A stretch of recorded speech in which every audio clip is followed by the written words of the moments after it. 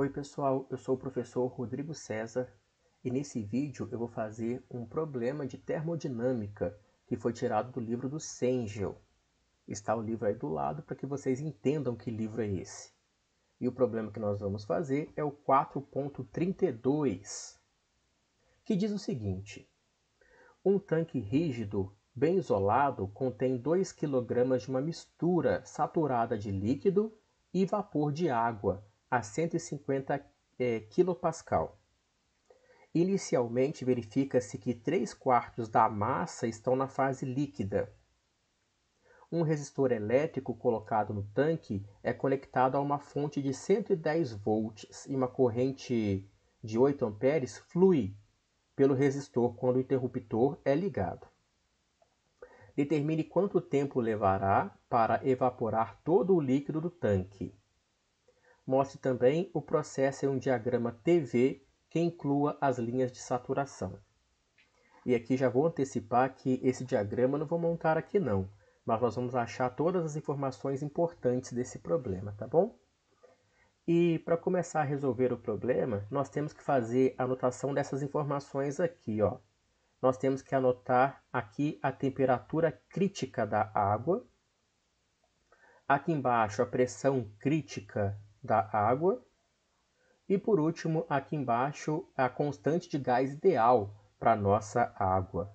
Então, essas informações podem ser muito úteis no problema, é fácil de encontrá-las. Qualquer tabela termodinâmica para água, a gente encontra essas informações aqui. Eu, por exemplo, tirei da parte de trás aqui desse livro.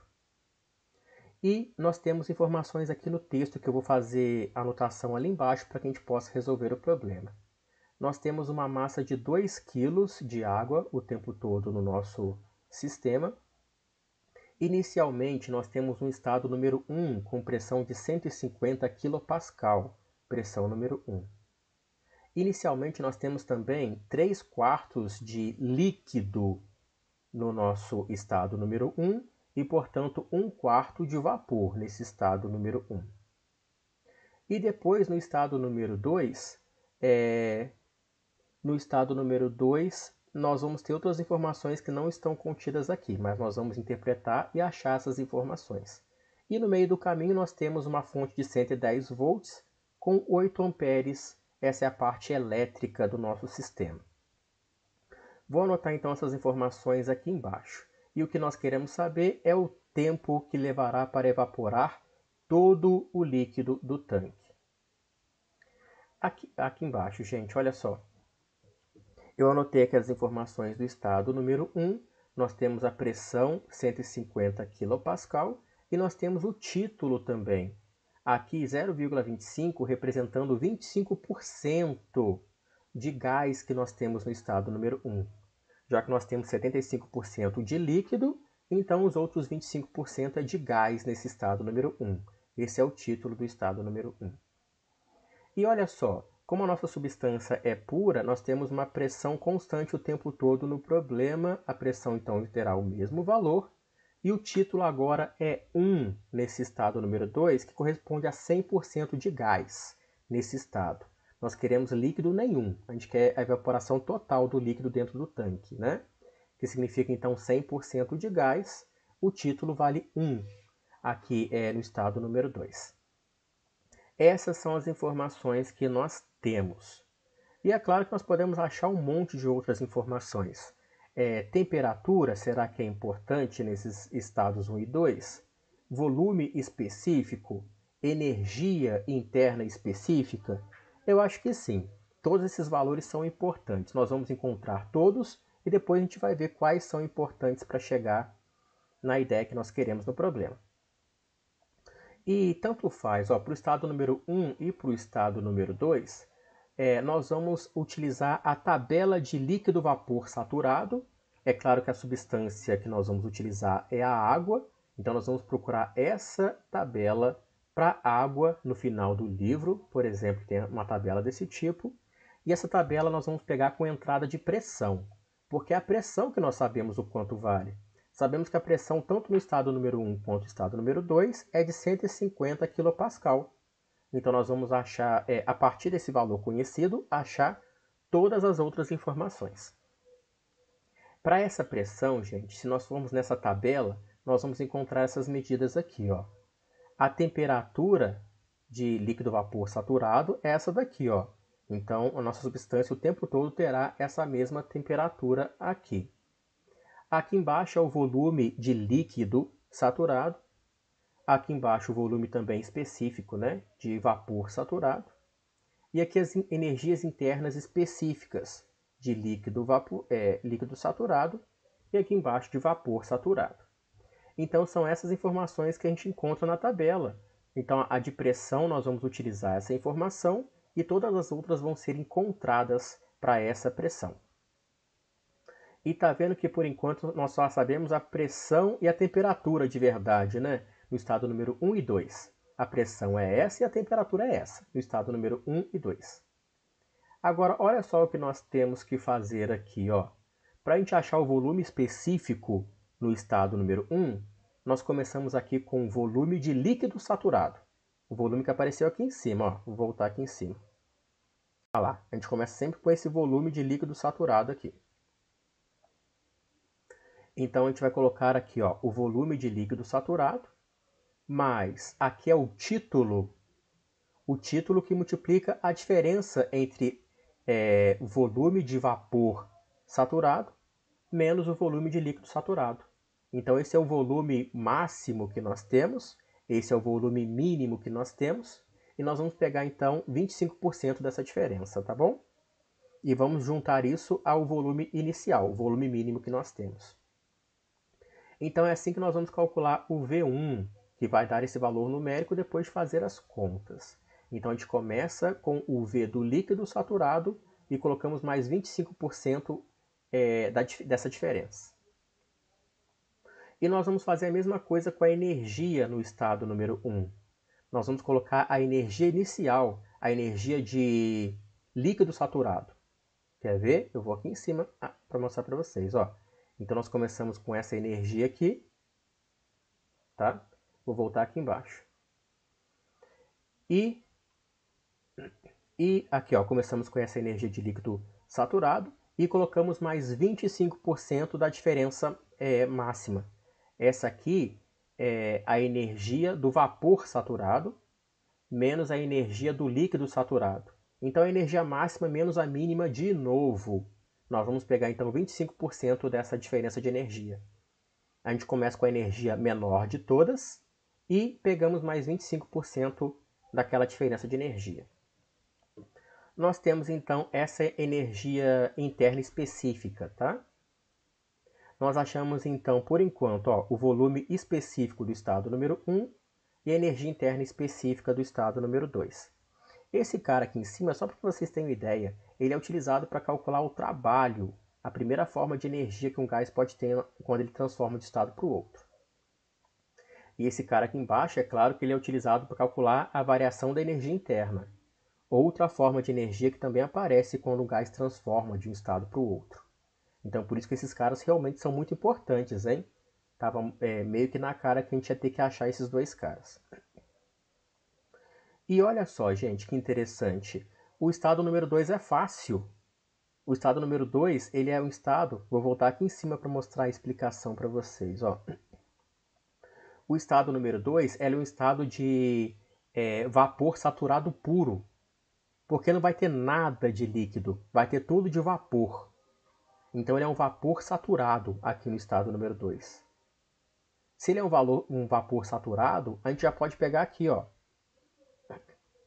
O seu volume específico já é esse cara aqui de vapor saturado. E a sua energia interna já é esse cara aqui embaixo. Então o estado número 2 é muito fácil de achar. Então são valores que a gente já tirou da tabela, né? O maior dos volumes que a gente tirou da tabela e o maior das energias internas que a gente tirou da tabela. Esses já são os valores de U2 e também de V2.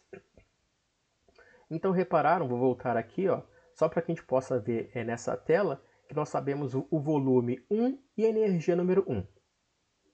Sabemos o volume 2 e a energia número 2. De novo, o volume para que a gente possa encontrar o trabalho e a energia interna para que a gente possa encontrar a variação da energia interna. E Ah lá, é isso que nós vamos fazer aqui, ó, nessas próximas linhas. Aqui onde meu mouse está, nós vamos encontrar a variação da energia interna. Então, nós vamos fazer o 2 menos o 1. Aqui, ó, variação da energia interna, tá vendo? Uma menos a outra. Só que essas energias internas que a gente achou ali em cima são energias internas específicas. Ah lá, olha que legal que está todo mundo dividido pela massa aqui, tá vendo? Então, para achar a energia interna de verdade, sem ser a específica, nós temos que multiplicar pela massa. Massa, que multiplica a diferença de energia específica aqui, isso vai dar energia normal. Então, é só colocar a massa aqui igual a 2 kg, vou mostrar aqui embaixo, ó. 2 kg. A energia específica do estado número 2, menos a energia específica do estado número 1, nós temos, no final das contas, essa energia, variação da energia interna. Então, essa energia interna, ó, nós temos o aumento da energia interna por esse valor aqui no problema. E aqui embaixo, gente, olha só, nós temos pressão constante nesse problema, né? Então, nós vamos calcular o trabalho de pressão constante. Massa que multiplica P vezes ΔV. E o ΔV é volume específico número 2 menos volume específico número 1. Aqui embaixo, ó, a massa é 2 kg, a pressão no problema sempre 150 kPa, e aqui é a diferença dos dois volumes específicos que nós achamos ali em cima. E fazendo essas contas, vai dar esse valor aqui também em kJ. Olha que interessante, gente. Nós temos, então, essa variação de energia interna no problema. E nós temos esse trabalho aqui. E, de novo, que trabalho que é esse, né? Nós estamos calculando esse trabalho, mas esse trabalho é o de fronteira móvel. Então, esse trabalho aqui é porque o volume está variando no nosso sistema. Então, nós temos um trabalho por causa dessa variação de volume. E aqui, enfim, olha só aqui embaixo. Enfim, nós temos a conservação de energia. Ó. A variação da energia interna ela é igual ao trabalho elétrico menos esse trabalho aqui. Tá? Por quê? Porque esse trabalho aqui ele é positivo. O nosso sistema está ganhando esse trabalho. E esse trabalho aqui, ó, que está aqui em cima, inclusive, ó, é esse trabalho aqui. Ele é negativo porque o sistema está perdendo esse trabalho. Tá? Perdendo. Por que ele está perdendo? Porque o volume está aumentando. Né? Quando o volume está aumentando, nós temos essa ideia, que ele está gastando energia para fazer esse volume aumentar. Então aqui esse trabalho é negativo. E a energia interna está aumentando, segundo as contas ali em cima. Então faz todo sentido. Tá? Nós temos uma quantidade de energia entrando no sistema, uma energia elétrica. Um pouquinho ele vai gastar para aumentar o volume dele, e o restante que sobrar ele vai aumentar a energia interna. E repare aqui que nós estamos utilizando calor igual a zero no problema. Em momento nenhum nós estamos ganhando ou perdendo calor. Então nós estamos supondo que nosso sistema ele é isolado, tá? Então variações de calor nós não temos aqui nesse problema. E olha só, gente, aqui em cima, ó, eu vou tentar deixar assim, eu acho que dá certo. O ΔU para colocar lá embaixo está aqui. O trabalho para colocar lá embaixo negativo está aqui. E aí nós vamos então achar o trabalho elétrico. Olha só, o trabalho por causa da parte elétrica do sistema é esse daqui. A energia que o sistema está ganhando é por causa dessa parte elétrica do sistema e tem esse valor. Então, achamos o trabalho elétrico, hein? E o que esse trabalho elétrico tem a ver com o tempo necessário para que o líquido seja completamente evaporado? Vamos colocar aqui embaixo, ó. Aqui, ó. Então, o trabalho elétrico aqui é V vezes I. V é diferença de potencial. I é a corrente. Isso tudo aqui é potência, tá? E se a gente multiplicar pelo tempo, isso aqui vira energia mesmo. Então, essa é a fórmula do trabalho elétrico. O trabalho está aqui embaixo, ó, que nós acabamos de calcular ali em cima. Esse 10⁻³ é o quilo do quilojoule. Aqui a diferença de potencial 110, a corrente vale 8 e nós, enfim, vamos achar o tempo que demora para que isso aconteça.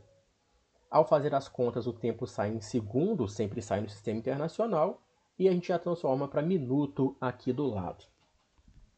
Olha que interessante, gente. É um pouco mais de 1 hora para que a gente consiga evaporar toda a água do tanque. Nós precisamos de um pouco mais de 1 hora para que isso aconteça. E essa é a resposta à pergunta que ele fez no problema, hein? Ele quer saber o tempo necessário para que a água toda do tanque evapore, e esse tempo está aqui. Mas olha uma coisa interessante que eu queria mostrar para vocês. Está na tela aqui também. Deixa eu ver aqui para baixo, não tem mais nada para baixo. Está tudo na tela aqui.